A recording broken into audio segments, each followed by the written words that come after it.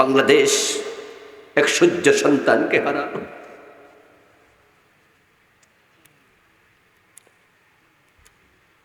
অন্যায়ের বিরুদ্ধে এইভাবে বলিষ্ঠ কণ্ঠে কথা বলার মতো যুবক বাংলাদেশে বড় অভাব, বড় অভাব। তার কিছু ভিডিও ক্লিপ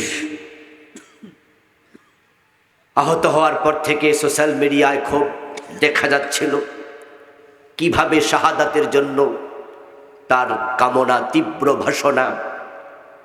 একটি ভিডিওতে দেখলাম সে 2-3 জনকে সাথে নিয়ে তার নির্বাচনী প্রচারে বলছিল, আমাদেরকে থামাতে পারবা না, যদি মাথায় গুলি করো অথবা বুকে গুলি করো তাহলে থামবো, এর আগে নয়। এরপর বলল, আমি নাম বললো আরেকটা ছেলের, অমক আমরা 3 জন এখানে আছি, যদি আমাদেরকে মেরে ফেলা হয় কমপক্ষে আপনারা বিচারটুকু করবেন। হত্যাকারীদের বিচারটুকু না করলে এ জাতীয় সৎ কথা, হক কথা বলার লোক জন্ম নেবে না। আমি মারা গেলে আরেকটা ভিডিওতে বলেছে, আমার সন্তানটার প্রতি খেয়াল রাখবেন। এ ছেলেটা আজকে শহীদ হয়ে গেল। আল্লাহ তার নাবালক শিশুকে তুমি নিজ দায়িত্বে নিয়ে যাও, তুমি তার জিম্মাদার হয়ে যাও। আল্লাহ তার স্ত্রী অল্প বয়সে বিধবা হয়ে গেল, রব্বুল আলামিন হাদিস স্ত্রীর তুমি জিম্মাদার হয়ে যাও। প্রিয় ভাইয়েরা আমার, ওসমান হাদিকে প্রকাশ্যে গুলি করে অপরাধীরা কিভাবে বিদেশ চলে যায়, বলা হচ্ছে ইন্ডিয়ায় চলে গেছে। আমি জানি না আদৌ গেছে না বাংলাদেশে রয়ে গেছে, কিন্তু ধরা পড়েনি। ধরা পড়লো জানি না কি বিচার হবে। এই দেশে আরো কত মানুষ খুন হয়েছে, গুম হয়েছে, নিরাপত্তা নাই জীবনের। কোরআনবিহীন সমাজ চুরি বন্ধ করতে পারে না, ডাকাতি বন্ধ করতে পারে না, ডক্টর কামালের লেখা সংবিধান খুন, ধর্ষণ, অপহরণ, হত্যা বন্ধ করতে পারে না, চাঁদাবাজি বন্ধ করতে পারে না। চাঁদার জন্য মানুষকে পাথর দিয়ে মাথার খুন করার দৃশ্য আমাদের দেখতে হয়েছে পরবর্তীতে বাংলাদেশে। এই জন্যই আমরা বলি ৭২-এর সংবিধান দিয়ে হবে না, চলমান সংবিধান দিয়ে হবে না। জান্নাত পেতে চাও পরকালে, দুনিয়ায় শান্তি পেতে চাও, আল্লাহর কোরআনকে সংবিধান বানাতে হবে।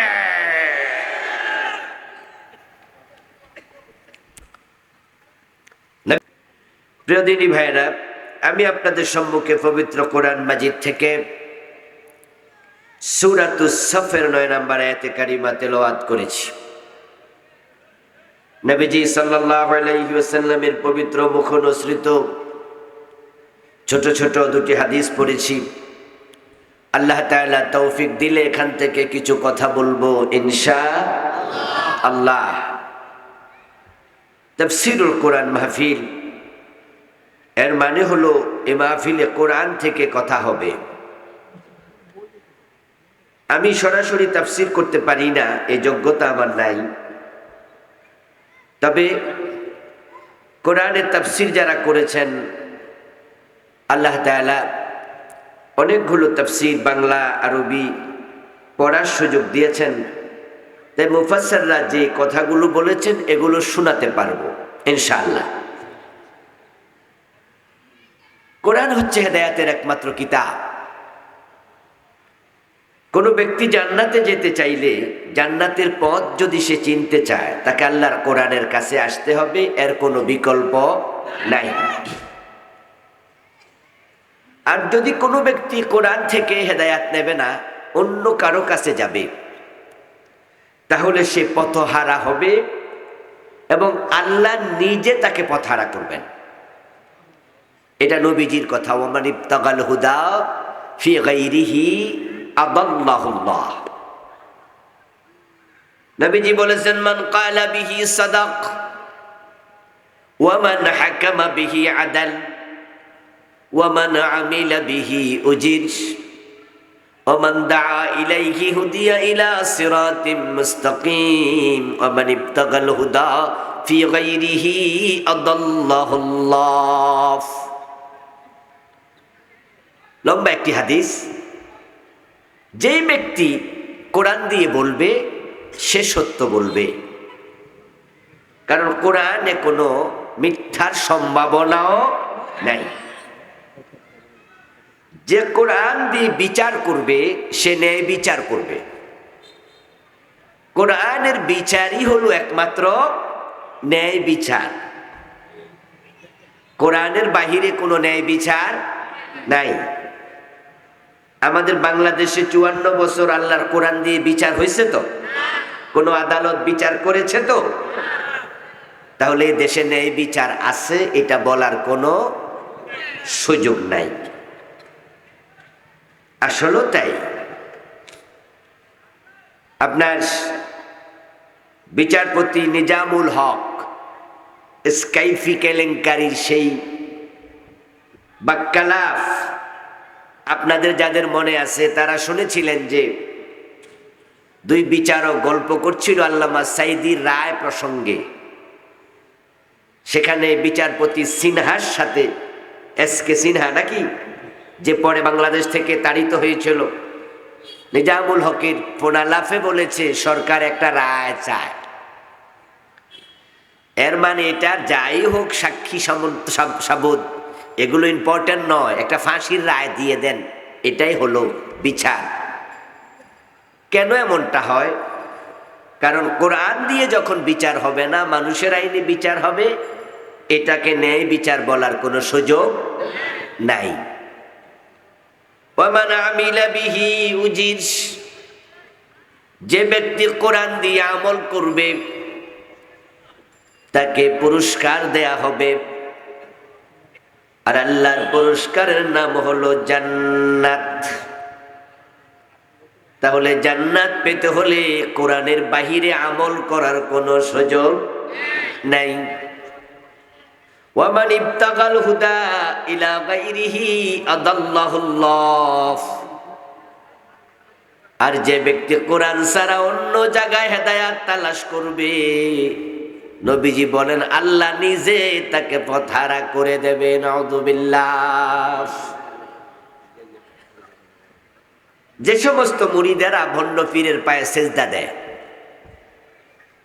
এমন মুরিদ পীর বাংলাদেশে আছে না? ওরা কি জান্নাতে যেতে চায় না?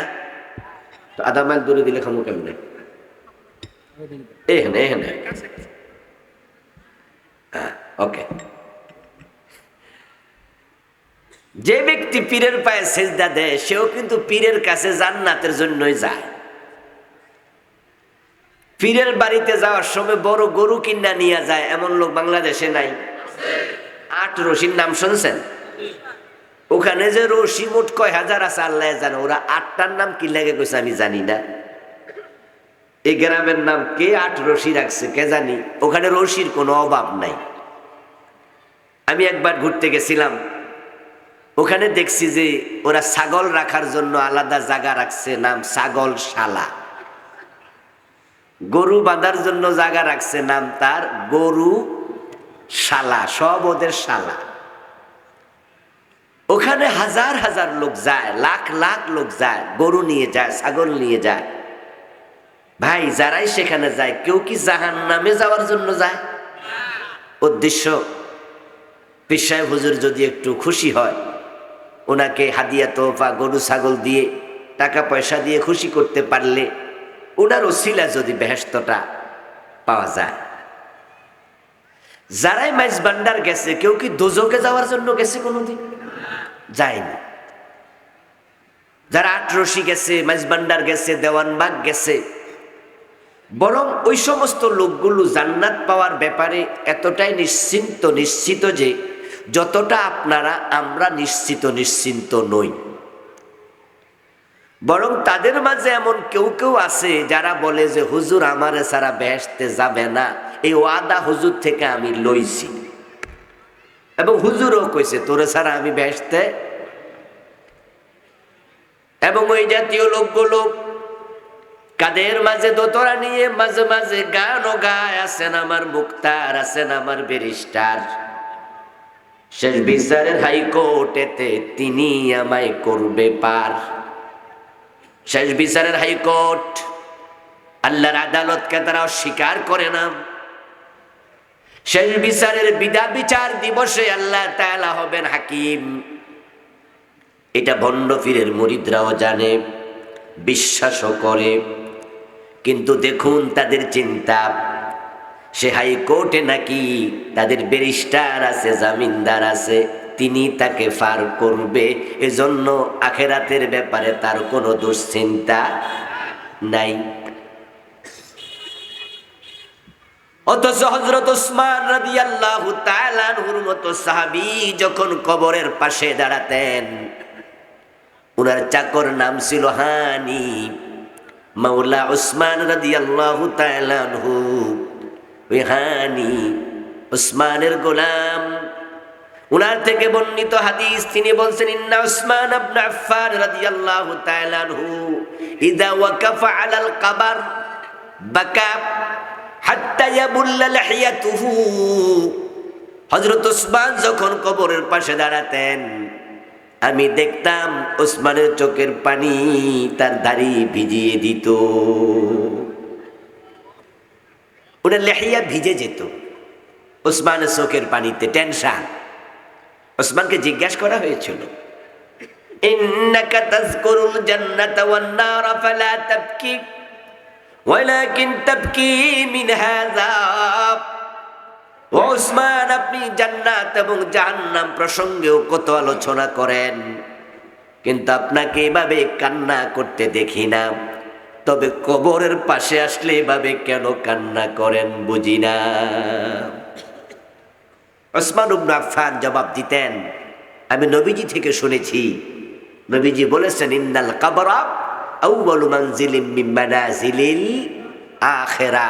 এই কবর হচ্ছে আখিরাতের প্রথম স্টেশন, প্রথম ঘাঁটি। যে কবরে ধরা পড়বে সে কোথাও আর ছাড়া পাবে না। আমি এজন্যই কাঁদি, আমি ওসমান জানি না আমার কবরে আমার সাথে কি আচরণ করা হয়, এজন্য কবর দেখলে আমার কান্না আসে। আর উনারা নিশ্চিন্ত আছেন, আমার মুখতার আছেন, আমার ব্যারিস্টার, এটা নিয়ে টেনশন নাই। এই লোকগুলো কেন বিভ্রান্ত? ওরা কেন মুশরিক? পীরের পায়ে সেজদা দিয়ে কেন মুশরিক হয়ে গেল? ওরা কেন পীর সাহেবকে আল্লাহর জায়গায় বসা? দেওয়ানবাগের পীরকে আমি একটি ভিডিওতে দেখেছি, তার মুরিদদের সামনে বক্তৃতা দিতে দেওয়ানবাগের পীর বলতেছে, এখানে চেয়ারে আপনারা যাকে দেখছেন আরশে গেলে তাকেই দেখবেন। তারপর জিজ্ঞাসা করতেছে, কথা কি ক্লিয়ার? মুরিদরা কয়, জি হুজুর, কথা ক্লিয়ার। দেখুন, আপনি পীর বিভ্রান্ত, মুরিদরাও বিভ্রান্ত, অথচ তারাও কিন্তু জান্নাতের জন্য উনার কাছে গেল। আমি আপনাকে বুঝাচ্ছি বিভ্রান্তি কেন হয়। ওই যে আল্লাহ রাসূল বলছেন, ওমান ইবতাগাল হুদা ফি গায়রিল কুরআনি আদাল্লাহুল্লাহ, ওই হাদিসের এটা রেজাল্ট। নবীজি বানায়া কথা বলে না, যা বলে সব ওহী। আর ওহী কখনো মিথ্যা হয় না, ওহী কখনো ভুল হয় না। ওহী নাজিল করে কে? আমার প্রিয় ভাইয়েরা, এই মানুষগুলো বিভ্রান্ত হচ্ছে। হাসরের ময়দানে আল্লাহ বিচারক হবেন, আল্লাহর নবীরা পর্যন্ত সেদিন বলবে, নাফসি নাফসি নাফসি। ওমর ইবনুল খাত্তাব রাদিয়াল্লাহু তাআলা আনহু, এত বড় সাহাবী, জান্নাতের সুসংবাদ প্রাপ্ত সাহাবী, অথচ নবীজির ইন্তেকালের অনেক পর হযরত ওমর যখন খলিফা, একদিন হুযায়ফা ইবনুল ইয়ামান রাদিয়াল্লাহু তাআলা আনহুকে হযরত ওমর ডাকলেন। হযরত ওমরের সাথে কথা হলো। হযরত ওমর তখন জিজ্ঞাসা করলেন, হুযায়ফা, নবীজি তো আপনার কাছে কারা কারা মদিনায় মুনাফিক তাদের নামের তালিকাটা প্রকাশ করছে। হুযায়ফাকে বলা হতো সাহিবু সিররিন নবী সাল্লাল্লাহু আলাইহি ওয়াসাল্লাম, নবীজির গোপন তথ্য ভান্ডার। এক এক সাহাবীর এক এক ফজিলত, এক এক বৈশিষ্ট্য। হুযায়ফা ইবনুল ইয়ামান রাদিয়াল্লাহু তাআলা আনহুর কাছে নবীজি গোপন এমন কিছু কথা বলেছেন যা ওমর, আবু বকর সিদ্দিকের কাছেও বলেননি। মুনাফিকদের তালিকা হযরত হুযায়ফা জানতেন। ওমর একদিন প্রশ্ন করছেন, আনশুদুকাল্লাহ আনা মিনহুম, আমি আপনাকে আল্লাহর কসম দিয়ে প্রশ্ন করছি, আপনি তো জানেন যে কারা কারা মুনাফেক, ওখানে কি আমার নামটাও আছে? হযরত ওমরের মতো লোক টেনশনে আছেন, ইমানের অবস্থা কি? কারণ নবী ছাড়া কারো ইমানের কোনো গ্যারান্টি নাই। নবীরা মাসুম, নবী ছাড়া পৃথিবীতে আর কেউ মাসুম নাই। আল্লাহ কখন কার ইমান বিচ্যুত করে দেয় বলা যায় না। আল্লাহ যদি নারাজ হয় তাহলে আপনি আল্লাহর ওলি হইয়াও লাভ নাই, সাথে সাথে আপনাকে সেখান থেকে ক্রস চিহ্ন মেরে ধাক্কায়া বের করে দেওয়ার ক্ষমতা আল্লাহর আছে না নাই? কোরআনে আল্লাহ তাআলা এই বিষয়ে কথা বলেছেন। একজন ব্যক্তি ছিল বালআম ইবনে বাউর, বনি ইসরাইলের লোক। কানা মুজাবাদ দাওয়াহ, তিনি ছিলেন মুস্তাজাবুদ দাওয়াত। এমন আল্লাহর বড় ওলি ছিলেন যে দোয়া করতে দেরি, কবুল হতে দেরি হতো না। কিন্তু এক পর্যায়ে ওই বালআম সে কাফের হয়ে মারা গেছে। وَاتْلُ عَلَيْهِمْ نَبَأَ الَّذِي آتَيْنَاهُ آيَاتِنَا فَانسَلَخَ مِنْهَا فَأَتْبَعَهُ الشَّيْطَانُ فَكَانَ مِنَ الْغَاوِينَ। আল্লাহ তাআলা কোরআনে বলে, ও নবী, আপনি ওই ব্যক্তির আলোচনা সাহাবাদের কাছে বলুন, মানুষকে শুনান, তার ব্যাপারে তেলাওয়াত করুন, যাকে আমি অনেকগুলো কারামত দিয়েছি, নিদর্শন দিয়েছি। তার মাঝে একটা ছিল দোয়া করতে দেরি। নিজেরা কিছু কর না ভাই, সব আমারও দিয়া কয়। দোয়া করতে দেরি, কবুল হতে আতাইনাহু আয়াতিনা, অনেকগুলো বহু বছরের শব্দ। আপনি তার খবর দেন যাকে আমি অনেকগুলো কারামত দিছি। কিন্তু ফানসালাখা মিনহা, ওই কারামতের উপরে লোকটা টিকে থাকতে পারে নাই। ফাআতবাহু শায়তান, শয়তান তার পিছু নিয়েছে। ফাকানা মিনাল গাবিন, এক পর্যায়ে সে পথভ্রষ্ট হয়েছে, কাফের হয়ে মরছে। নাউজুবিল্লাহ করেন। ওমর টেনশন করে, ওমরের ইমানের খবর কি, অন্তরে নেফাক ঢুকে গেল কিনা। আর আমাদের পীর সাহেব হুজুরের মুরিদ কয়, কোনো অসুবিধা নাই, ওই হাসরের দিন তিনি আমায় করবেন পার। ওরা কেন বিভ্রান্ত হলো? আমার সামনে আপনারা যারা আছেন, জান্নাতের ব্যাপারে আপনারা কেউ কি নিশ্চিত হয়েছেন? প্রত্যেকের মনে টেনশন আছে না নাই? এই জাতীয় গান আপনি কোনোদিন গাইবেন সাহস করে যে আমার সমস্যা নাই, আমার উনি পার করবে? আপনারা বিভ্রান্ত হন নাই, তারা বিভ্রান্ত কেন হলো? আবু বকর সিদ্দিক রাদিয়াল্লাহু তাআলা আনহু এত বড় সাহাবী, বরং দুনিয়ার সব মানুষের মাঝে নবীদের পরে আবু বকর রোল নাম্বার কত? মাশাআল্লাহ, জোরে বলেন কত? আফদালুন নাসি বাদাল আম্বিয়া আবু বকর সিদ্দিক। এটা আমাদের আকীদা। সব নবীদের পরে আবু বকর সবার সেরা মানুষ। সুবহানাল্লাহ পড়ে। আবু বকর সিদ্দিক বসে আছেন রাস্তার পাশে, একজন সাহাবী সেখান দিয়ে হেঁটে যাচ্ছেন, ওনার নাম ছিল হানজালা রাদিয়াল্লাহু তাআলা আনহু, যাকে গাসিলুল মালাইকা বলা হয়। ওই যে যুদ্ধে ওনাকে গোসল দিয়েছিল কারা? ফেরেশতারা। যুদ্ধে তিনি শহীদ হয়েছিলেন। ওই হানজালার শাহাদাতের আগের ঘটনা। হানজালা হেঁটে যাচ্ছে আবু বকরের পাশ দিয়ে। আবু বকর তাকিয়ে দেখেন হানজালার গাল বেয়ে বেয়ে চোখের পানি ঝরছে, অশ্রু পড়ছে। আবু বকর সিদ্দিক রাদিয়াল্লাহু তাআলা আনহু হানজালাকে বললেন, কি খবর ভাই হানজালা, কান্না করছো কেন? হানজালা রাদিয়াল্লাহু তাআলা আনহু বলছে, আবু বকর, কান্না করার কারণ হানজালা মুনাফিক হয়ে গেছে।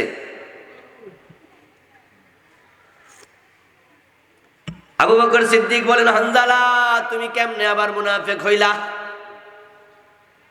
বলে, রাসূল সাল্লাল্লাহু আলাইহি ওয়াসাল্লামের কাছে যখন আমি বসা থাকি তখন আমার ঈমান থাকে বড় তাজা, তখন দুনিয়ার কথা আমার মাথায় আসে না। কিন্তু যখন বাড়ি চলে যাই তখন বউয়ের চিন্তা, ছেলের চিন্তা, মেয়ের চিন্তা, ব্যবসা বাণিজ্য, খেত খামারি, দুনিয়ার কত কথা মাথায় ঢোকে। এত দুনিয়াদার হলেও তো আমি ঈমান আছে কেমনে বলি। নবীর কাছে গেলে ঈমান তাজা, আবার বাড়িতে আসলে ঈমান হয়ে যায় দুর্বল। তো আমি হানজালা তো আসলে জান্নাত পাবো না, আমার তো লক্ষণ ভালো না। এই জন্য আমি কাঁদতেছি, আমি নবীজির কাছে যাচ্ছি, এর প্রতিকার কি এটা জানতে। আবু বকর সিদ্দিক বলে, তাই নাকি? তাহলে তো আমিও মুনাফেক হয়ে গেছি, কারণ এই ঘটনা তো আমারও ঘটে। তাহলে চলো আমিও যাই। দুইজন মিলে নবীজির কাছে গেলেন, নবীজিকে শোনালেন, ইয়া রাসূলুল্লাহ, আমাদের ইমানের তো এই অবস্থা, তাহলে এটা আসল ইমান তো না, মনে হয় ইমানের মাঝে ভেজাল ঢুকে গেছে, আমরা মুনাফেক হয়ে গেছি। নবীজি বলছেন, না, এটা মুনাফিকি না, তোমরা দুশ্চিন্তার কারণ নাই। আমার কাছে থাকলে তোমাদের ইমান যত তাজা থাকে, যদি বাহিরে গেলে এরকম তাজা সবসময় থাকতো, তাহলে তোমাদের মাকাম এত উপরে যেত, ফেরেশতারা তোমাদের সাথে দিবালোকে মুসাফা করত। তা আমার কাছ থেকে গেলে একটু দুনিয়াদারি চিন্তা আসবে, এটার নাম মুনাফিকি না, টেনশন করো না, যাও বাড়ি যাও, টেনশন করো না। তো সাহাবারা, আবু বকরের মুখ কত লোক টেনশন করে, হানজালা টেনশন করে, ওমর টেনশন করে, উসমান টেনশন করে, আর উনারা দোতরাগাদ কাঁধে লইয়া, আমি পাপী, তিনি জামিনদার। এই লোকগুলো সুপথ প্রাপ্ত না পথহারা? পথহারা। এগুলোর মাঝে এমন লোক আছে যারা মুরিদ হওয়ার আগে মাঝে মাঝে নামাজে যেত, আল্লাহকে সেজদা করত, কিন্তু পীরের কাছে মুরিদ হওয়ার পর এখন সেজদা আল্লাহরে করে না, ডাইরেক্ট পীরের পায়ে দেয়, নামাজ কালামও পড়ে না। এমন মুরিদও আছে না নাই? আমার প্রশ্ন হলো, কেন তারা পথহারা হলো? উত্তর একটাই, নবীজি বলেছেন, হেদায়াত কোরআন থেকে না নিয়া অন্য জায়গায় গেলে আল্লাহ তোমারে পথহারা করে দেবে, আর আল্লাহ যাকে পথহারা করে তাকে হেদায়াত দেওয়ার ক্ষমতা কারো নাই। তাহলে আমার এই আলোচনা থেকে যে কথাটা আমরা পৌঁছতে চাই, সেটা হলো, আমরা যারা হেদায়াত চাই, জান্নাত চাই, আমাদেরকে আল্লাহর কোরআনের কাছে যাওয়া দরকার আছে না না? আমি যখন ঢুকছিলাম, ইয়াসিন করিম ভাইকে তখন বলতে শুনছিলাম যে আমরা কোরআন পড়বো, কোরআন বুঝবো, কোরআন মানবো। আসলে সকল আলেমের ওয়াজ একটাই, আল্লাহর ওয়াজও একটাই, সেটা হলো, এ কিতাব আমি নাজিল করেছিল তুখরিজান নাস মিনাজ যুলুমাতি ইলান নূর। ও নবী, আমি আপনারে কোরআন দিয়া পাঠাইছি, এই কিতাব নাজিল করেছি, এ মানুষগুলোকে কোরআন দিয়ে অন্ধকার থেকে আলোর পথ দেখান। তাহলে আমরা যারা জান্নাতের পথ পেতে চাই, কোরআনের কাছে আসতে হবে, ঠিক আছে? সে কোরআন থেকে আমি সূরাতুস সফের 9 নম্বর আয়াতে কারিমা পড়েছি। সূরা সফের 9 নম্বর আয়াতে কারিমার প্রতিপাদ্য হলো নবীজির জীবনের লক্ষ্য, নবীজি পৃথিবীতে কেন এসেছেন।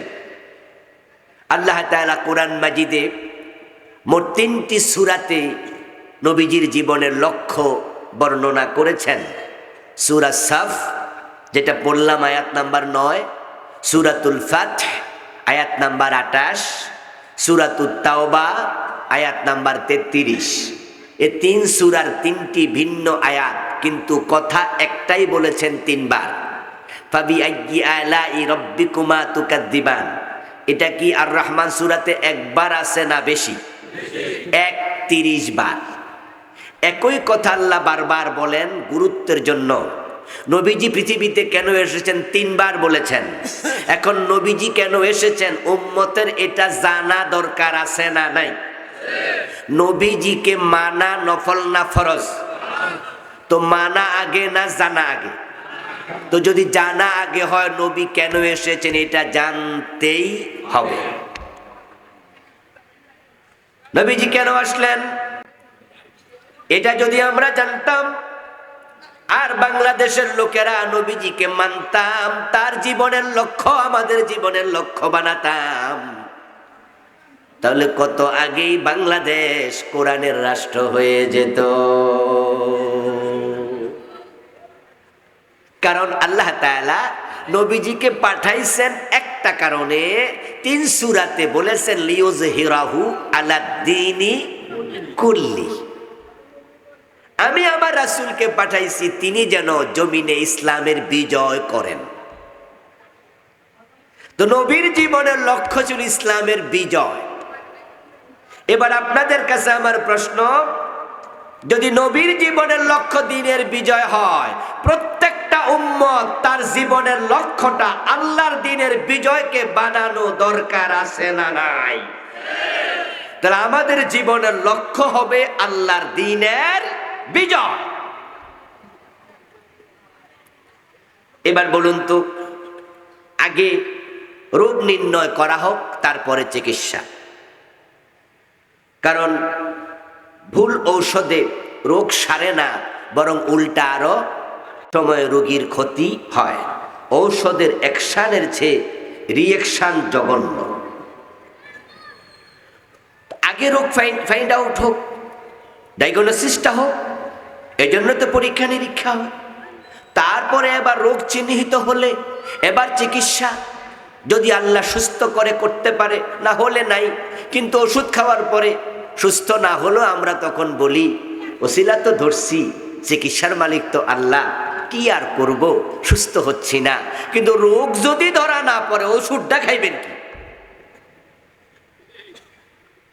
এখন রোগটা ধরি একটু।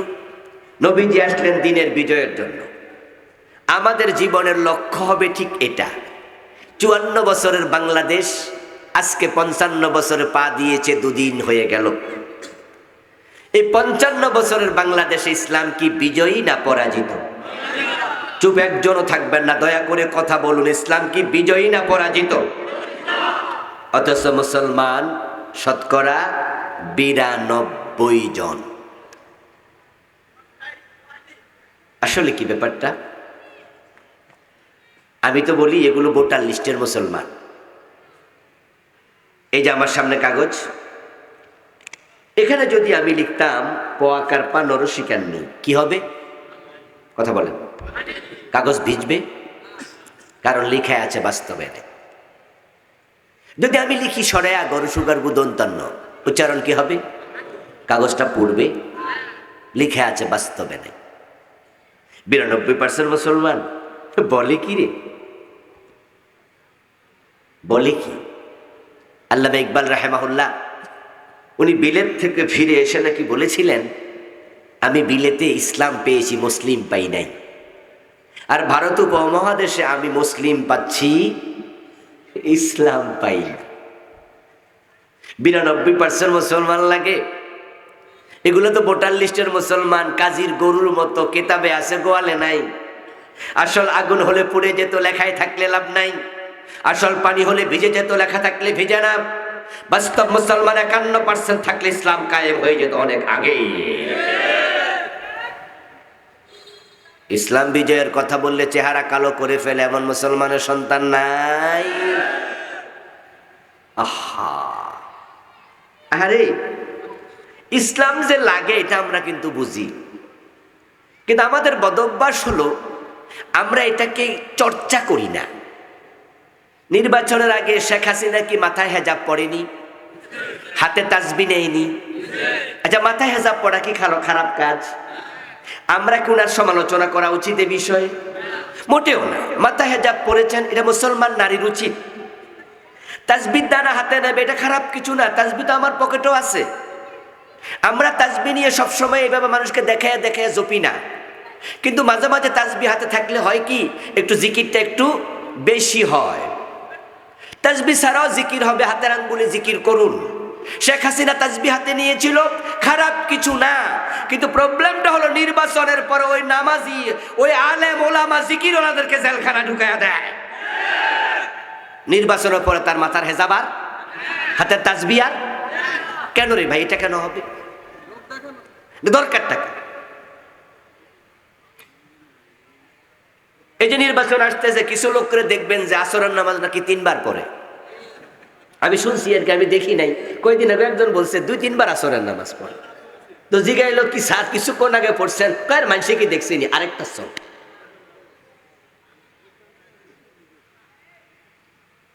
আমার দোস্ত, কেন তুমি ইসলামকে লালন কেন করো না? ইসলাম তো আমাদের একা না, সত্যিকার অর্থে 92% মুসলমানের দেশ। এটা তো ডক্টর কামালের লেখা, ওই শিরকি কুফরি সংবিধান দিয়ে চলার কথা না।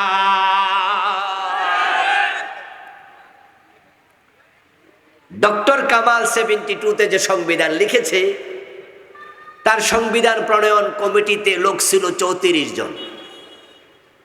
তার মাঝে বিসমিল্লাহর পক্ষে একজনও ছিল না। এজন্য তার লিখা ওই সংবিধানে বিসমিল্লাহটা ছিল না। জানেন তো আপনারা, জানেন? অথচ 92% মুসলমানের দেশ। এবং ডক্টর কামাল কি হিন্দু? নাম শুনে কি হিন্দু আর বৌদ্ধ মনে হয়?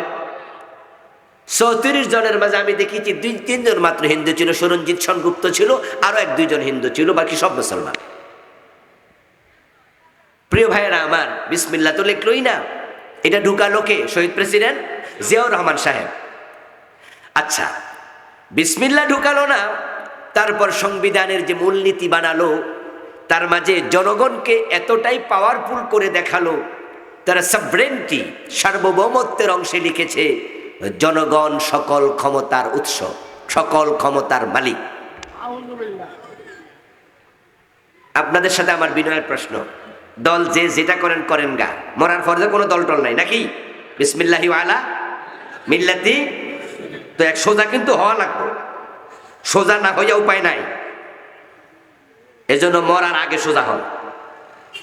চিন্তা করে একটু কথা বলেন, জনগণ সকল ক্ষমতার মালিক, সকল ক্ষমতার উৎস, এর সাথে কি আমাদের একমত করা উচিত? সকল ক্ষমতার মালিককে, এটা কি ঈমানের অংশ নয়? কুলিল্লাহুম্মা মালিকাল মুলকি তুতিল মুলকা মান তাশা আন্নাল কুওয়াতা লিল্লাহি জামিআ। তো 92% মুসলমানের দেশে সংবিধানে ডাইরেক্ট শিরিক ঢুকাইছে, বিসমিল্লাহ দিল না। একদল লোককে এখনো দেখেন, তারা বলতে শোনা যায় আমরা 72-এর সংবিধানে ফিরে যেতে, বলে না বলে না বলে না। আরেক দল বলে না, 72-এর সংবিধান দরকার নাই, যেটা চলমান সংবিধান এটাই ঠিক আছে। আরেক দল লোক বলেন না, 72-এর সংবিধানও ঠিক না, বর্তমান সংবিধান যেটা আছে এটার মাঝে কুফরি শিরিক আছে, এটাও ঠিক না, বরং এই সংবিধানের জায়গায় আমরা আল্লাহর কোরআনকে সংবিধান বানাতে চাই, এমন একটা দলও আছে না নাই? চিন্তা 3 ভাগে আমরা বিভক্ত হলাম। একদল বলে 72-এর সংবিধান চাই, এর মানে তাদের কাছে বিসমিল্লাহওয়ালা সংবিধানটাও পছন্দ হয় না। খেয়াল করছেননি মগজ কেমনে পয়সা গেছে ওদের? যে প্রেসিডেন্ট জিয়াউর রহমান বিসমিল্লাহ লাগাইছে এবং বিসমিল্লাহ এখনো আছে। গত সরকার, তারা বাংলাদেশের সংবিধানে একটি অংশ ছিল 4টি মূলনীতির একটা মূলনীতি আল্লাহর উপরে আস্থা ও বিশ্বাস। আওয়ামী লীগ সরকার কিন্তু এসে এই অংশটুকু, জানেন তো, জানেন না আপনারা, বাদ দিছে। আচ্ছা, আল্লাহর উপরে আস্থা বিশ্বাস কি বাদ দেয়া যায়? হ্যাঁ বলেন, না বলেন, কোন একটা বলেন। আল্লাহর উপর আস্থা বিশ্বাস বাদ দেয়া যায়? আচ্ছা, দিলে ঈমান থাকে না যায়? যে দেশে কি মুমিন না মুশরিক? মুশরিক না কাফের? আচ্ছা, তাহলে যারা বাদ দিল তারা নিজেদেরকে মুমিন দাবি করার সুযোগ কোথায়? আরে হেফাজতের জন্ম হলো কেন? হেফাজতে ইসলামের যে 13 দফা ছিল দাবি, 1 নাম্বার দফা হলো আল্লাহর উপর আস্থা ও বিশ্বাস সংবিধানে পুনঃস্থাপন করতে হবে। জানেন, জানেন আপনারা, জানেন? আচ্ছা, আল্লাহর উপরে আস্থা বিশ্বাস পুনঃস্থাপন করো, এই দাবিটা কোনো হিন্দুর কাছে, বৌদ্ধের কাছে করলেও সহ্য করা যায়, কিন্তু করতেছি আমরা কার কাছে? প্রধানমন্ত্রী মুসলিম, প্রেসিডেন্ট মুসলিম, আইনমন্ত্রী মুসলিম, মন্ত্রী পরিষদের শতকরা 90-92-95টা মুসলিম। মুসলমানের কাছে ঈমানের দাবি করা দরকার ছিল না। তাহলে বোঝা গেল যারা বাদ দিয়েছে তারা নিজদেরকে ঈমানদারের পজিশনে আর রাখে নাই। এখন ওই বিসমিল্লাহওয়ালা সংবিধান এটা চলবে না, ভালো লাগে না। এই জন্য কিছু লোক 72-এর সংবিধানের কথা এখনো বলে, আবার আরেক দল লোক বলে না এই সংবিধান চলুক। কিন্তু আমরা একদল আছি, আমরা বলি না কোরআন থাকতে মুসলমানের জন্য কোনো সংবিধান আর নতুন করে দরকারই নাই। সংবিধান মানে হচ্ছে রাষ্ট্র চালানোর নিয়মাবলী, নিয়ম নীতি। আমার রাসূল রাষ্ট্র চালাইছেন মদিনায় প্রেসিডেন্ট হয়ে 10 বছর। কত বছর? উনি কি আলাদা কিছু নিয়ম নীতি নিজ থেকে বানাইছে? মন মতো চালাইছে না কোরআন মতো? হযরত ওমর অর্ধ পৃথিবীর প্রেসিডেন্ট ছিলেন 10 বছর। অর্ধ পৃথিবী, আজকের ইটালি, তৎকালীন রোম সাম্রাজ্য ওমরের সময় উনার রাষ্ট্রের অধীন ছিল। আজকের পারস্য, আজকের ইরান, তৎকালীন পারস্য সাম্রাজ্য ওমর রাদিয়াল্লাহু তাআলা আনহুর সময় উনার রাষ্ট্রের অধীনে ছিল। কোথায় সৌদি আরব, কোথায় রোম, ইটালি। উনার ইসলামী রাষ্ট্রের ভিত্তি ছিল 50 লক্ষ বর্গ মাইলের মতো। বাংলাদেশ হলো মাত্র 56,000 বর্গ মাইল, নাকি নাকি নাকি তাহলে 50 লক্ষ মানে কি দাঁড়ালো? প্রায় 100টা বাংলাদেশের সমান। এবার আপনাদের কাছে আমার ছোট্ট প্রশ্ন, প্রিয় ভাইয়েরা জবাব দিন। অর্ধ দুনিয়া যদি কোরআন দিয়ে ওমর চালাতে পারে, এ ছোট্ট বাংলাদেশ চালানোর ক্ষমতা আল্লাহর কোরআনের আছে না নাই? তো তুমি 72-এর সংবিধান অথবা তার পরের সংবিধানের দিকে কেন ফিরে যেতে চাও?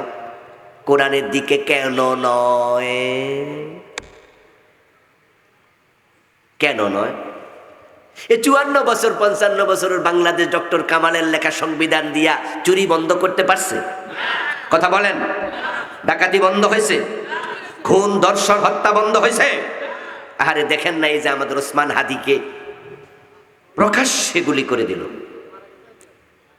কি কি ইন্না লিল্লাহি ওয়া ইন্না ইলাইহি রাজিউন। আমাদের চ্যানেলগুলো দেখাইছে, ফেসবুকের খবর বিশ্বাস করা যাবে না। একটু দেখেন তো ভাই আমাদের মেইন স্ট্রিম মিডিয়া দেখাচ্ছে কিনা। আল্লাহ আল্লাহ আল্লাহ আল্লাহ আল্লাহু আকবার কবীরা। প্রিয় ভাইরা আমার, দিওয়ালোকে ওকে প্রকাশ্যে গুলি করে। আচ্ছা, হ্যাঁ মারা গেছে? কোন নিউজ দেখাচ্ছে? আর টিভি? আব্দুল্লাহ বিন আব্দুর রাজ্জাক খোঁজ দিয়েছে, তাহলে হবে। ইন্না লিল্লাহি ওয়া ইন্না ইলাইহি রাজিউন। পড়ুন, ইন্না লিল্লাহি ওয়া ইন্না ইলাইহি রাজিউন। ইন্না লিল্লাহি ওয়া ইন্না ইলাইহি রাজিউন। আল্লাহুম্মা ইগফির লাহু ওয়ারহামহু ওয়াআফিহি ওয়া'ফু আনহু ওয়া আকরিম নুজুলাহু ওয়া ওয়াসসা' মুদখালাহু।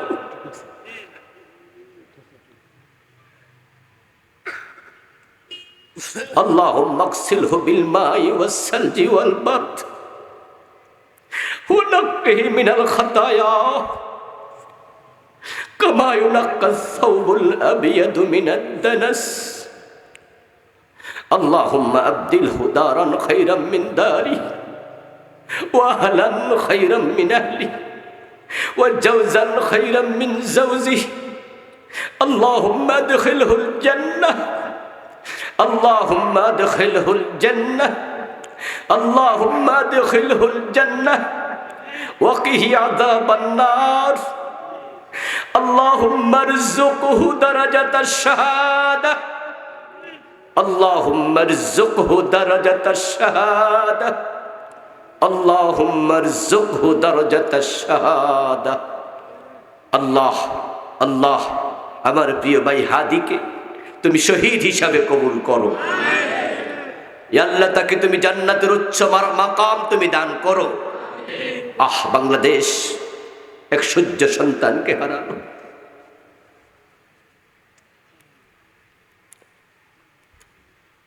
অন্যায়ের বিরুদ্ধে এইভাবে বলিষ্ঠ কণ্ঠে কথা বলার মতো যুবক বাংলাদেশে বড় অভাব, বড় অভাব। তার কিছু ভিডিও ক্লিপ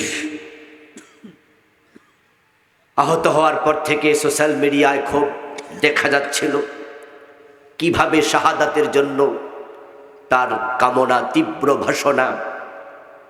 একটি ভিডিওতে দেখলাম সে 2-3 জনকে সাথে নিয়ে তার নির্বাচনী প্রচারে বলছিল, আমাদেরকে থামাতে পারবা না, যদি মাথায় গুলি করো অথবা বুকে গুলি করো তাহলে থামবো, এর আগে নয়।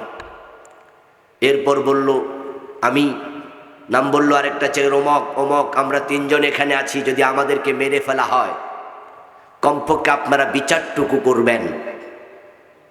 হত্যাকারীদের বিচারটুকু না করলে এ জাতীয় সৎ কথা, হক কথা বলার লোক জন্ম নেবে না। আমি মারা গেলে আরেকটা ভিডিওতে বলেছে, আমার সন্তানটার প্রতি খেয়াল রাখবেন। এই ছেলেটা আজকে শহীদ হয়ে গেল। আল্লাহ তার নাবালক শিশুকে তুমি নিজ দায়িত্বে নিয়ে যাও, তুমি তার জিম্মাদার হয়ে যাও। আল্লাহ তার স্ত্রী অল্প বয়সে বিধবা হয়ে গেল, রব্বুল আলামিন হাদিস স্ত্রীর তুমি জিম্মাদার হয়ে যাও। প্রিয় ভাইয়েরা আমার, ওসমান হাদিকে প্রকাশ্যে গুলি করে অপরাধীরা কিভাবে বিদেশ চলে যায়, বলা হচ্ছে ইন্ডিয়ায় চলে গেছে। আমি জানি না আদৌ গেছে না বাংলাদেশে রয়ে গেছে, কিন্তু ধরা পড়েনি। ধরা পড়লো জানি না কি বিচার হবে। এই দেশে আরো কত মানুষ খুন হয়েছে, গুম হয়েছে, নিরাপত্তা নাই জীবনের। কোরআনবিহীন সমাজ চুরি বন্ধ করতে পারে না, ডাকাতি বন্ধ করতে পারে না। ডক্টর কামালের লেখা সংবিধান খুন, ধর্ষণ, অপহরণ, হত্যা বন্ধ করতে পারে না, চাঁদাবাজি বন্ধ করতে পারে না। চাঁদার জন্য মানুষকে পাথর দিয়ে মাথার খুন করার দৃশ্য আমাদের দেখতে হয়েছে পরবর্তীতে বাংলাদেশে। এই জন্যই আমরা বলি ৭২-এর সংবিধান দিয়ে হবে না, চলমান সংবিধান দিয়ে হবে না। জান্নাত পেতে চাও পরকালে, দুনিয়ায় শান্তি পেতে চাও, আল্লাহর কোরআনকে সংবিধান বানাতে হবে।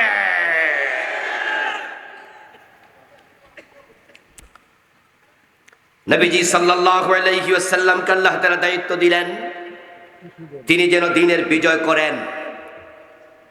আল্লাহর হাবিব সাল্লাল্লাহু আলাইহি ওয়াসাল্লাম দ্বীন বিজয়ের দায়িত্ব পেলেন 17 বছর বয়সে।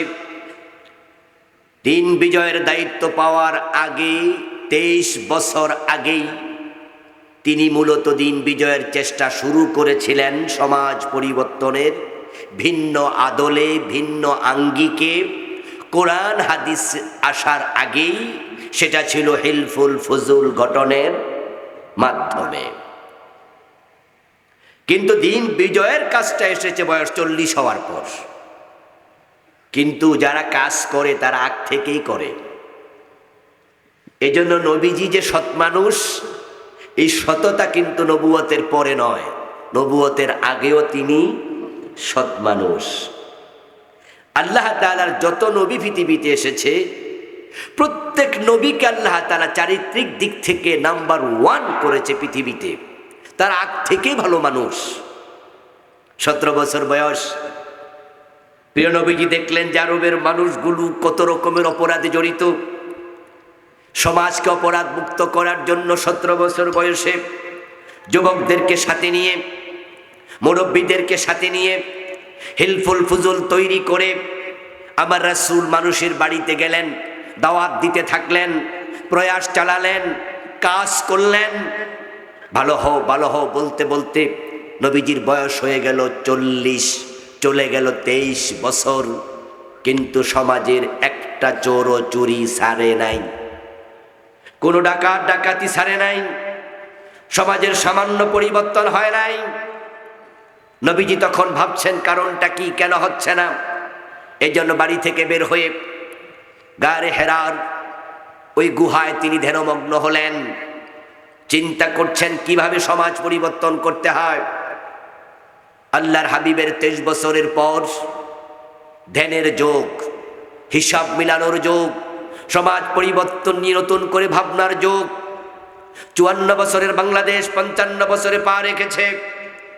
তাবলীগের 54 বছরের কাজের রেজাল্ট এখন দেখা দরকার। এই দেশের ঘোষ সুদ অন্যায় তাবলীগের দাওয়াতের কারণে গিয়েছে কি? 3.5 লাখ মসজিদের খতিবদের খুতবার রেজাল্ট দেখা দরকার। 3.5 লাখ মসজিদের খতিবের জুমার খুতবায় মাদক গিয়েছে কিনা, চুরি ডাকাতি সুদ ঘুষ কমেছে কিনা, আমাদের মাহফিলের 6 মাস শীতকাল ব্যাপী হাজার হাজার মাহফিল হয়, এই বক্তৃতার রেজাল্ট দেখা দরকার। আমার ওয়াজের মাধ্যমে এদেশ মাদক মুক্ত হয়েছে কিনা। পীর সাহেবদের তালিম তারবিয়াত চলছে বাংলাদেশের 54-55 বছর। কতটুকু সুদ গেল, ঘোষ গেল, মাদক মুক্ত বাংলাদেশ হলো, হিসাব মিলিয়ে ধ্যান করো, দেখবে কিছুই হয়নি। আজ থেকে 10 বছর আগে যাহা সুদ ছিল, ওই সুদের হার কমেছে না বেড়েছে? আজ থেকে 10 বছর আগে যে মাদক ছিল, ওই মাদক কমেছে না বেড়েছে? আজ থেকে 10 বছর আগে অফিসে যে ঘোষের রেট ছিল, ওই ঘোষের রেট হার কমেছে না বেড়েছে? ওয়াজ চলছে, তাবলীগের কাজ চলছে, পীর সাহেবদের তালিম চলছে, কিন্তু অন্যায় কমেনি। তাই আমাদেরকে নতুন করে ধ্যানে বসতে হবে। সবাইকে আবার ভাবা উচিত কেন এটা হচ্ছে না। নবীজি ধ্যানে বসলেন, জিবরাইল আমিন হাজির। সূরা আলাকের প্রথম 5 আয়াত আল্লাহ নাজিল করে দিলেন, ইকরা বিসমি রাব্বিকাল্লাযী খালাক। কোরআন এসে গেল, আমার রাসূল নতুন পরিচয় পেলেন। আগে ছিল মুহাম্মদ ইবনে আব্দুল্লাহ, আর এখন হয়ে গেলেন মুহাম্মাদুর রাসূলুল্লাহ সাল্লাল্লাহু আলাইহি ওয়াসাল্লাম। আগে আব্দুল্লাহর বেটা মুহাম্মদ 23 বছর চেষ্টা করছে, আর এখন তিনি আল্লাহর রাসূল মুহাম্মদ, তিনি নবী। নতুন পরিচয় তার আসলো। চলে গেল কিছুদিন, ওহী আর আসছে না। সূরা আলাকের প্রথম 5 আয়াত অবতীর্ণ হওয়ার পর লম্বা সময় ওহী নাজিল বন্ধ। এটাকে বলা হয় ফাতরাতুল ওহী, ওহীর বিরতিকাল। সেটা 2 মাস, 6 মাস, 1 বছর। কোন কোন ঐতিহাসিক বলেছেন 2 বছর 6 মাস, যদিও কথাটা গ্রহণযোগ্য নয়। কিন্তু কিছু সময় ওহী বিরতি, ওহী আসছে না।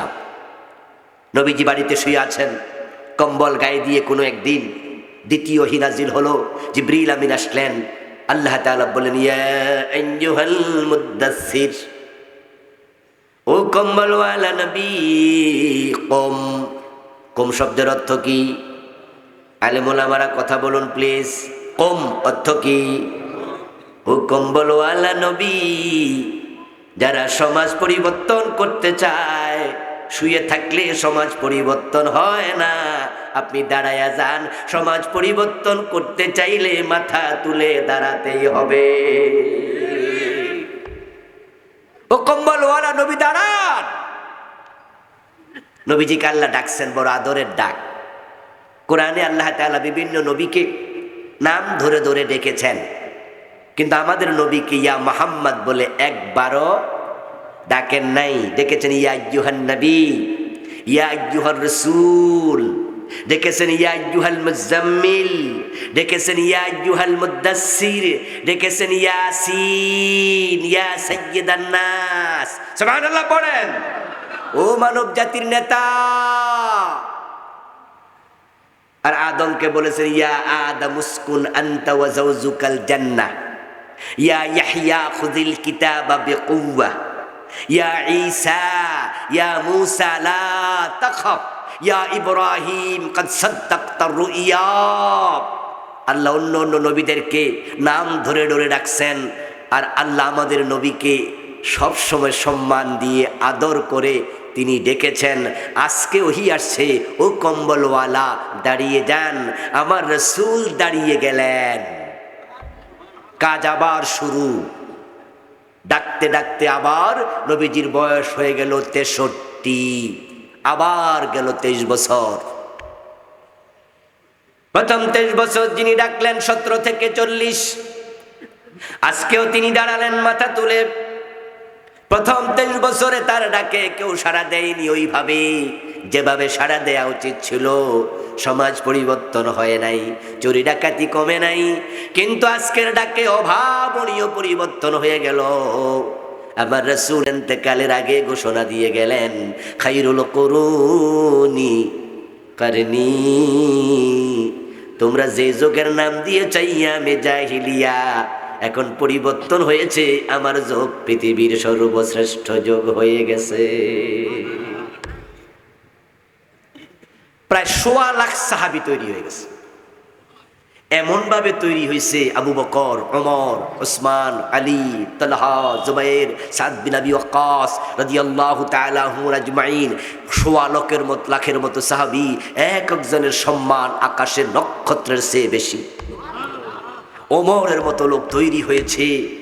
কোন ঐতিহাসিক বলেছেন, তাম পৃথিবীকে যদি 10টা গুণ দিয়ে বৃদ্ধি করা হয়, 10 গুণ বড় করা হয়, আর সবটা পৃথিবীকে একটি দেশ বানানো হয়, ওই দেশের রাজধানী মদিনাকে ঘোষণা করে ওমরকে প্রেসিডেন্ট করা হয়, ওমর 10 গুণ লম্বা বড় পৃথিবীকে শান্তি দিয়ে ভরপুর করতে পারবে, সেই যোগ্যতা ওমরের আছে।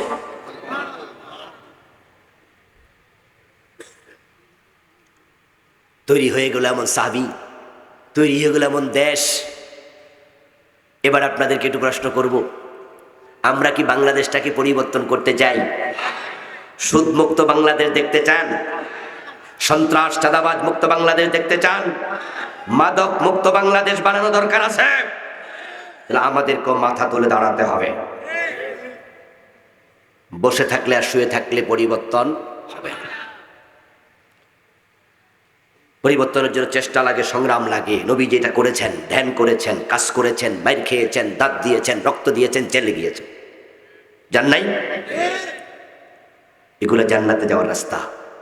আনাকিমুদ্দিন ওয়ালা তাতাফাররাকু ফি, দিন কায়েম করো, লিইয়ুযহিরাহু আলাদ-দীন কুল্লি, ইসলামকে বিজয় করো। এটা নবীজির জীবনের লক্ষ্য, এটা তোমার জীবনের লক্ষ্য হবে।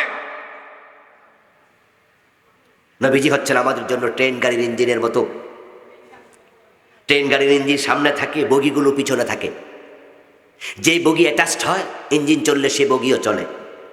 আর যে বগি বিচ্ছিন্ন হয়, ইঞ্জিন চললে কিন্তু বগি আর চলে না, ওই বগি থেমে যায়। নবীজি সামনে আমাদের, আমরা তার পিছনে। ওনার জীবনের লক্ষ্য দিনের বিজয়, দিনের বিজয় তিনি করেছেন। আমরা জীবনের লক্ষ্য দিনের বিজয়কে বানাতে চাই। দিন বিজয়ী হোক আর না হোক, নবীর সাথে লেগে গেলে নবীর সাথে আল্লাহর জান্নাতে চলে যেতে পারবে। মান আহাব্বা সুন্নতি ফাকাদ আহাব্বানি ওয়া মান আহাব্বানি কানা মাই ফিল জান্নাহ।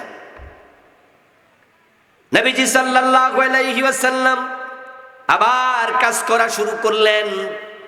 এখন বয়স 69।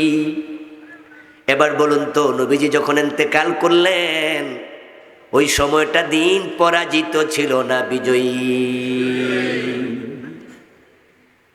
রাসূলুল্লাহ সাল্লাল্লাহু আলাইহি সাল্লামের ইন্তেকালের সময় আল্লাহর কোরআনের একটা বিধানও বাকি ছিল না যেটা সমাজে প্রয়োগ হয় নাই। 100তে 100 ভাগ প্রয়োগ হয়েছে। সুবহানাল্লাহ পড়া, 100তে 100। বরং একজন মহিলা চোর যখন ধরা পড়েছিল, নবীজিকে প্রস্তাব দেয়া হয়েছিল, উনার নাতি উসামা বিন যায়েদ রাদিয়াল্লাহু তাআলা আনহুর মাধ্যমে প্রস্তাবটা দেয়া হয়েছিল যে মহিলার হাত না কেটে অন্য শাস্তি দেয়া যায় কি না, বিবেচনা করুন। নবীজি জবাবে বলেছিলেন যে আমার মেয়ে ফাতেমা চুরি করলে আমি তার হাতও কেটে দেব। আচ্ছা, নবীজি কি পাষাণ হৃদয়ের মানুষ ছিলেন? হ্যাঁ না, একটু জোরে বলেন না ভাইয়েরা, আমি এত কইতে পারি, আপনারা মাঝে মাঝে কইতে পারবেন না। নবীজির অন্তর কি খুব কঠোর ছিল? তিনি ছিলেন এই জমিনে সবচেয়ে বেশি নরম দিলের মালিক। ফাবিমা রাহমাতিম মিনাল্লাহি লিনতা লাহুম, আল্লাহ নিজে বলছেন, হে রাসূল, আপনার প্রতি আল্লাহর বিশেষ দয়া যে আপনি মানুষের প্রতি বড়ই কোমল, বড়ই কোমল। কিন্তু সুর ধরে হাত কাটার ব্যাপারে কোমল না কঠিন? নবীজি তো এমন হৃদয়ওয়ালা ছিলেন যে মা আয়েশা বলেছে, আমার রাসূল কখনো কোন স্ত্রীকে গায়ে হাত দেননি কোনো চাকর কেউ না, এবং কখনো তিনি গালিও দেননি। উনার খাদেম হযরত আনাস বিন মালিক রাদিয়াল্লাহু তাআলা আনহু নিজে বলতেছেন, খাদিমতুন নবী সাল্লাল্লাহু আলাইহি ওয়াসাল্লাম 10 সিনিন ফামা ক্বালা লি উফ ওয়ালা লিমা সানাতা ওয়ালা আল্লা সানাতা। আমি রাসূলের 10 বছরের খাদেম ছিলাম। রাসূলের খেদমতে আনাস যখন উনার মা উনাকে দেয়, তখন আনাস বিন মালিকের বয়স ছিল মাত্র 10 বছর, ছোট্ট মানুষ। উনি বলতেছে, আমি 10 বছর খেদমত করেছি প্রিয় নবীজির, আমি বয়সে ছোট, কত কাজ রাসূল করতে বলেছেন ভুলে করি নাই, কত কাজ করতে নিষেধ করছে আমি ভুলে করে ফেলেছি, কিন্তু আমার রাসূলের ব্যবহার বিনয় দেখো, কেন করেছি কেন করো নাই এই প্রশ্নটাও কোনোদিন আমারে জিজ্ঞাসা করেন নাই। নবীজি আমার কাজে বিরক্ত হইয়া কখনো উফ শব্দটা বলেন নাই। বরং সহিহ বুখারীতে পাওয়া যায়, আনাস বিন মালিক রাদিয়াল্লাহু তাআলা আনহু বলতেছেন, কানা নবী সাল্লাল্লাহু আলাইহি ওয়াসাল্লাম আহসানুন নাস খুলুকা। রাসূল তো ছিলেন সব মানুষের মাঝে সর্বোত্তম চরিত্রের অধিকারী, চরম বিনয়ী, কোনোদিন রাখতেন না, কঠোরতা প্রদর্শন করতেন না। একদিন না আমার মাথায় একটি দুষ্ট বুদ্ধি আসলো, আমি সিদ্ধান্ত নিলাম যে আজকে আমি নবীজিকে একটু খেপাবো, রাগায়া তুলবো, এমন কথা বলবো না রেগে তিনি যেন থাকতে না পারেন, আর দেখতে চাই রাগলে নবীজিকে কেমন লাগে। এই চিন্তা করে আমি বসে আছি। আনাস বলেন, নবীজির খাদেম আমি, এই জন্য বিভিন্ন কাজে আমাকে তিনি বলতেন, ফরমায়েশ দিতেন। আমাকে বলেন, আনাস একটু অমুক জায়গায় যাও তো, এই কাজটা করো। আমি মুখের উপর বলে দিলাম, ওয়াল্লাহি লা আযহাবু ওয়া ফি নাফসি আন আযহাবা লিআন্না নবী আমারানি, যে আমি বলছি যে আল্লাহর কসম, আল্লাহর কসম আমি যাব না, তবে আমার মনে ছিল আমি যাব। ভাবছিলাম নবীজি এই বুঝি খেপে যাবেন, কিন্তু নবীজি কেন যাব না এই প্রশ্নটাও করেন নাই। কি বুঝলেন, কি বুঝলেন? তিনি বড় নরম মানুষ, কিন্তু চোর ধরে হাত কাটার ব্যাপারে নরম না গরম? প্রশ্ন হলো কেন, উত্তর হলো চোর ধরে হাত কাটার কথা আল্লাহর কোরআনে আছে না নাই? আর আল্লাহর কথার বাহিরে যাওয়ার অধিকার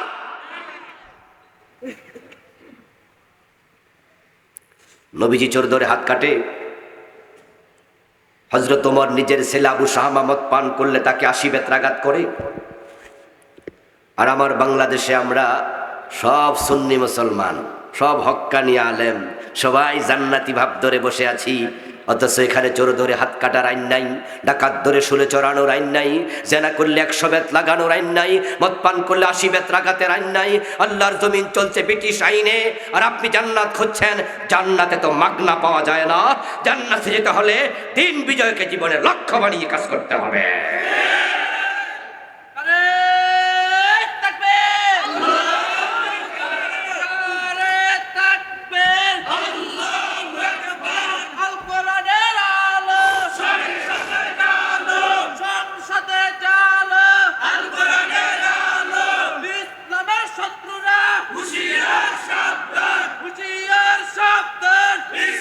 আমার প্রিয় ভাইয়েরা, নবীজির জীবনের লক্ষ্য দিনের বিজয়, তিনি এই কাজটা করেছেন এবং তিনি বলেছেন, আল ইসলাম ইয়ালু ওয়া লা ইউলা আলাইক। ইসলাম বিজয়ী হতে এসেছে, ইসলাম পরাজিত হতে আসে নাই, এবং তিনি বিজয় করেছেন। কিন্তু আমরা নিজের চোখের সামনে ইসলামকে পরাজিত দেখছি। এখন আমাদের কি মাথা তুলে দাঁড়ানো উচিত নয় কি? সুযোগ এসেছে বাংলাদেশে, আমরা মাথা তুলে দাঁড়ালে আশা করছি আগামীর বাংলাদেশ কোরআনের বাংলাদেশ হয়ে যাবে। 54 বছর পরে সুযোগ এবার এসেছে। রামেরা বামেরা সব পালিয়েছে। ওর ওসমান হাদিকে শহীদ করে এদেশের যুবকদেরকে থামাতে পারবে না। জালেম শাহীকে ধরানোর জন্য 1400-এর উপরে প্রায় 2000 প্রাণ দিয়েছে। এই দেশ ইসলামের বিপ্লবের জন্য প্রয়োজনে 2 লক্ষ শহীদ হওয়া লাগবে। এরপরও আমরা দিনের বিজয় হওয়ার আগ পর্যন্ত থামবো না। নাসরুম মিনাল্লাহি ওয়া ফাতহুন করিব ওয়া বাশশিরিল মুমিনিন।